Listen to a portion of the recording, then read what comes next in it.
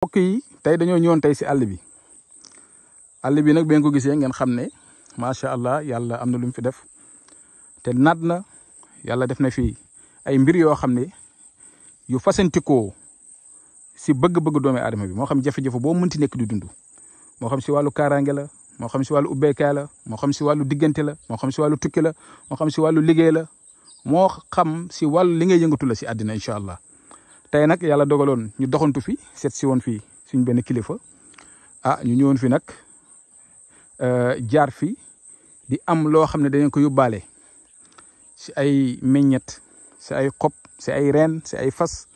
si ay mbir yoo xam ne dana ñu mën a jëriñ dana mën a jëriñ bépp doomu aadama lii ngeen gis nag mooy ngi gis lii mooy ngi gis lii nag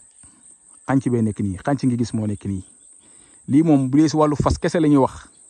fas nag buñ ko waxee nag mooy wàllu noob nit ba nga xamante ni tey dana la déggal dana la respecté dana la faale dana la bëgg dana la jox cër ndaxte am na ñoo xam ne ñu ngi seen biir néegu sëy di sëy moo xam ku góor ki la wala ku jigéen ki di fa daj ay coono yaa ngi gis ne nit ki bëggu la nit ki respecté wu la nit ki fonk la nit ki faalewul la def ko li ma lay wax nii. lii moom képp koo xam ne liggéey na la ko ba nga sëf ko fu diis wala ñu sëfal ko fu diis a diis am na yu si gën a bëri nag dañ koy sax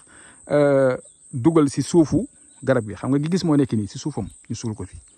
loolu su boobaa incha allahu rabbi diggante boobu noonu nit boo ko defee dana la topp comme li may bañ a wax tur bi ndax tur bi dafa xaw a doy waar tuuti waaye xam naa daal bu soobee yàlla yonentu bi incha allahu rabbi su neexee yàlla suñu borom nga xam ne nag bu ñu koy defal nit duñ ko def si fi caaxaan farata nag moo koy tax a jug su boobaa nga nekk sa jëkkër wala sa jabar bëgg mu bëgg la lool fonk la respecté la jox la cër jox la gëdd mu neen la ko liggéey loolu farata la wala nga bëgg a takk nit wala nga bëgg a sëy ak nit am ñu taxaw naan la du fi amee wala muy xaw a tardé wala yu demee noonu mu neen la ko liggéeyal kon lii sa farata la képp ku mu intéressé nag mu neen la ko liggéeyal si numéro boobu nag 00 221 76 605 63 19 am na whatsapp bu ko defee boo ñu waxee dëgg ji nga xam ne mooy dëgg ji bu soobee yàlla incha allahu rabbi dañ la ko liggéeyal te yiw rek lañ ci bëgg ak lu baax. am na nag yeneen mbir yoo xam ne dana si dox garab yi ngeen gis ni yëpp yi nag danaa jël si